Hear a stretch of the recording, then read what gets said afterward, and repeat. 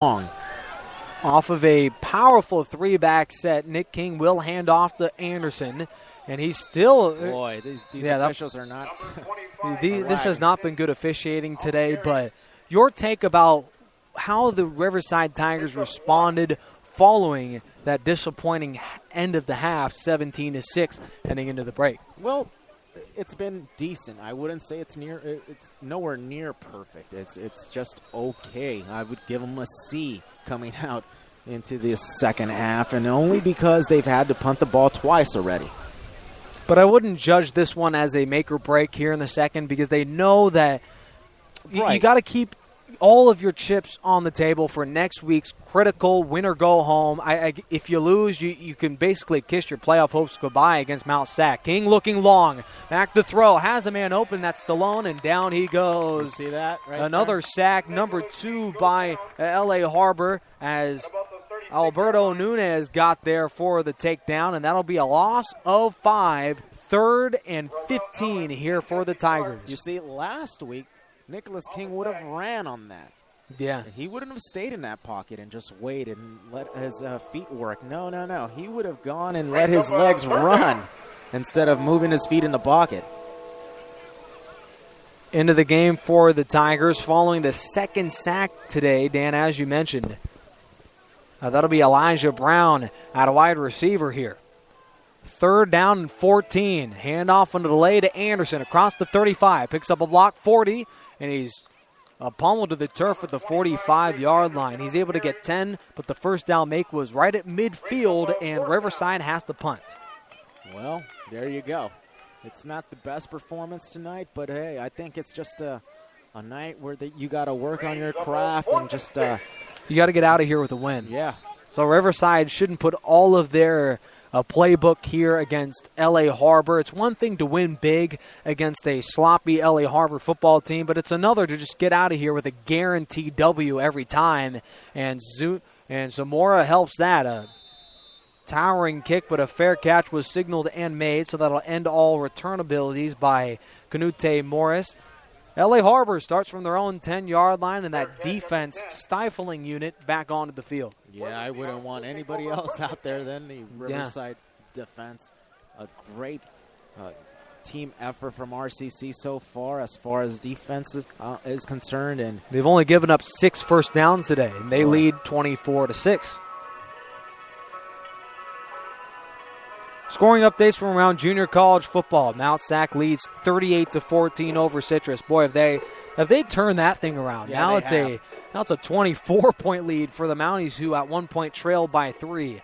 Long Beach still in a struggle. They trail by 1 over Chaffey College. Boy, that's a big one. Yeah, boy, would that shuffle things around in the Southern California standings as we're to the final 2 minutes of the third between Chaffey and Long Beach, the number 1 team in the state, currently down over Chaffey College, who ranked not even in the top 15 of teams in Southern California. Darren Walker runs 4-2.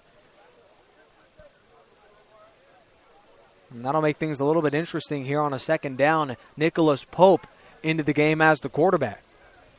And I don't know how long he's going to still be out there in the lineup. Nicholas Pope has... I'm sure he's under 30% completions. I mean, Pope has really had a real tough time, but he's not the only quarterback that has had a struggle against Riverside City College, ranked number 1 against the run and one of the best pass defenses as well. Handoff, no play action, and a handoff on a delay. There goes Morris to the outside, 15, and off of a nice open field tackle by Trayshawn Broughton. He's still very short of the first down make, which is to the 30-yard line, now 3rd and 2. Boy, this third quarter has gone by fast. 50 seconds and ticking. It seems like this game's Riverside's elected just to get out of here with a win. Yeah, they're focused on next week.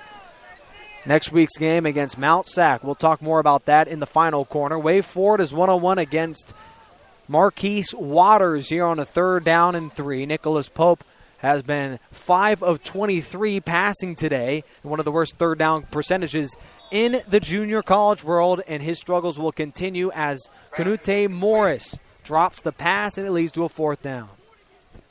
Boy, talk about RCC stepping up on defense.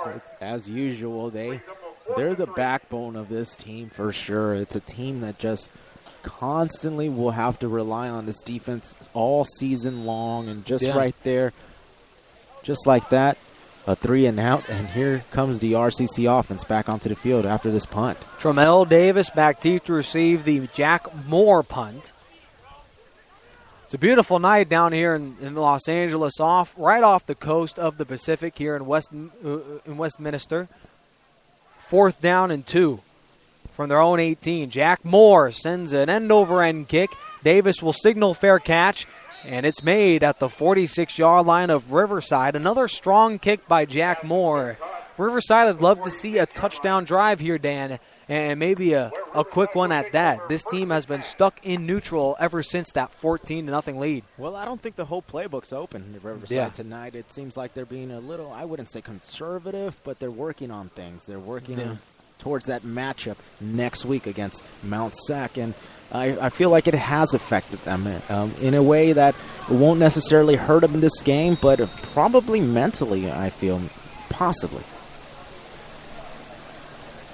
Well, Tom Kraft mentioned that this was one of the most mentally tough football teams, along with team chemistry, that he's ever played with. A counterplay goes to Christopher Anderson, who's pummeled at his own 48. That may have been a 1-yard carry, but it will end the third quarter. At the end of 3, the Riverside Tigers lead 24-6. The number 8 team in the state is well on their way to win number 5 of this young football season, and a pivotal matchup coming up a quarter from now against Mount San Antonio College, and the winner will stay afloat in the Southern California playoff picture. We have one quarter to go, and Dan, boy, LA Harbor has just had absolutely no match talent-wise to match up with these Tigers. No, and we expected this coming. I mean, well, despite the score only being 24-6, it seems like Riverside has pumped the brake and decided, hey, we just need to get away from this one. We don't want to come away with any injuries. We want to work on a few things, and I just can't point out the things that they have improved on. I mean, this is the type of game you want to come out and show the whole playbook, only because it just makes for good practice. And here, this is just a mediocre win for Riverside. It won't look good on paper, and if I wonder if it'll affect the rankings. Yeah, Riverside this year does not look good on paper, period. I mean, offensively, they still will not be placed very high, but I really have no problems with that as long as you continue to win. Play action fake, Kings looking long. Pass rush coming, hit as he throws, able to hoist it over the middle. There goes Christopher Anderson, and he's able to make 3 yards out of a sack for a loss of 15, and a flag is down. It may be a roughing the passer against the Seahawks. Well, I kind of disagree with that call from the officials right there. Nicholas King being dragged down and then still manages to get the ball off as he's off balance. And Christopher Anderson coming up with just a tiny pickup, but they'll be helped by the officials here. Boy, Houdini's alive and well. He's wearing number 17 for the Riverside Tigers, if you didn't know that, as Nick King made something out of what 3 LA Harbor Seahawks considered to be a loss, as they had him dead to rights in the backfield, but King able to turn a sack for a loss of 10 into after the penalty, 18-yard pickup. 1st and 10 at the 35 of LA Harbor. Let's get a score here, Dan. 14:46 to go. Riverside leads 24-6. Christopher Anderson in as the halfback. A 3-wide set. LA Harbor brings the blitz. Play action. Eludes one man. Hoisted over the middle, but too high. Intended for Stallone. That would have been a touchdown. Boy, Nicholas King has to improve on those type of passes. Yes, the pressure's coming. Yes, that's distracting to a quarterback, but still he has to be able to hit the wide receiver when he's open right there. He had a step on his defender there and manages to overthrow him. I wonder if that type of a pass will affect them in the playoffs. Yeah, it looks like despite the playbook being shrunk, they still are testing that deep ball capability of Nick King, which will be so vital next week against Mount Sac. 14:33 to go. Back to throw on a 3rd down. Looking left. Hoists that ball near side and has his man Isaac Whitney, but incomplete. By the whisker on his heels, he was out of bounds, and that'll be a 3rd down and 10.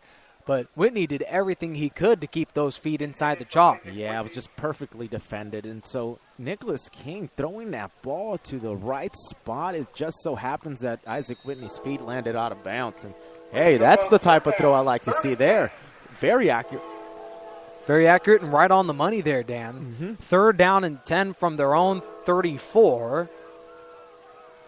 As they're looking for a touchdown, Christopher Anderson flanks the running back. Isaac Whitney pushed out to the left-hand side. Play action fake, looking Whitney's way. Still looking, in trouble. Will take it himself. Fires off of a hit. Completes to Whitney. And he fumbles the football inside the 20. But his own Christopher Anderson got it off the rebound. Boy. That'll be enough to move the chains. Impressive. Boy, you put that one in the playbook, don't you? Fumble it at the first time and get a couple extra by Christopher Anderson. Well designed, we could say.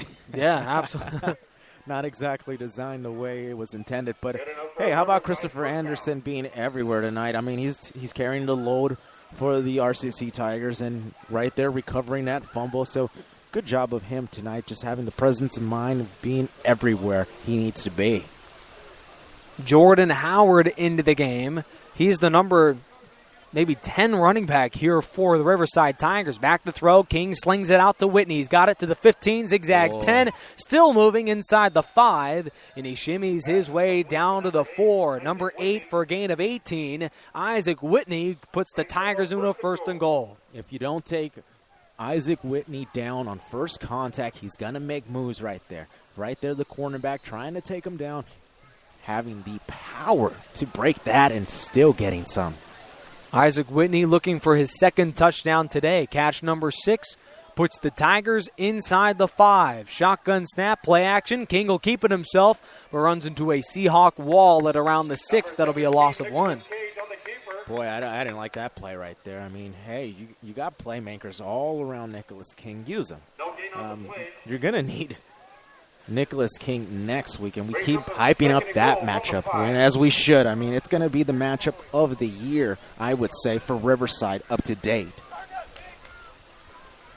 But what concerns me before that matchup is that LA Harbor, with no Corey Butler, with no Lee Fuamayono, are still taking it to these Riverside Tigers. And you add the fact that the Tigers were called with another penalty. It's now a 1st down and 10 here from the goal line. Michael Stallone checks out of the game, and in is Matthew Morin. I think because of that loss to Grossmont or something, Tom Kraft still has a majority of his offense out there on a 1st down and goal. Play clock down to 14. This crowd is on their feet, aren't they? All of 5 of them still remaining. Shotgun snap. King will hang the ball to the end zone. Going for Stallone. Incomplete. That was perfectly thrown. Unfortunately, Stallone misreading the throw. Should have turned around a little bit later. Instead, he was backpedaling towards that one, and that caused him to go off balance and incomplete. Solid throw. You got that right there by Nicholas King, who's looking for his 3rd touchdown today. Now a 2nd and goal from the 10-yard line. Play clock down to 18, and they haven't even broken the huddle yet. We'll see if they get this one off in time as it winds down to 10 seconds. Jawan Thomas pushed out to the right-hand side. Anderson, the running back. Isaac Whitney near side. King looking, floats the ball end zone for Thomas. Same leaping grab, and he's got it for the touchdown. In the end zone, his 3rd on the season, and Nicholas King puts this one out of reach. Hey, they run the same play. I mean, that last play should have been caught for a touchdown. Instead, they do it again, and hey, repetition makes perfect. Exactly. Yeah, practice makes perfect. Jawan Thomas with another score. He had no catches last week, now has 6, and put that touchdown on the board. 30-6, Riverside on top with the extra point pending. Jimmy Camacho with 12:56 to go to make this one a 25-point ball game. Snap, ball down, kick is up, and he bangs that one through the uprights. The kick is good. 31-6, Riverside on top. The Tigers only led by 11, but have held the LA Harbor Seahawks scoreless and have put an extra couple touchdowns on the board here midway through the 4th. I've got to give you credit, Nick, for making that extra point so exciting right there. Yeah. Hey, this is the type of excitement we need out here. I mean, this is unfortunately the Riverside fans are on the other side of us. Off of only an 11-point deficit going into the half, this has turned into a frigid cold night here for LA Harbor as they have given up now. Following that lead, they've given up 17 consecutive points here to kickstart the half. Even this music couldn't get these Seahawks into a rhythm. Oh, no. Especially this music here.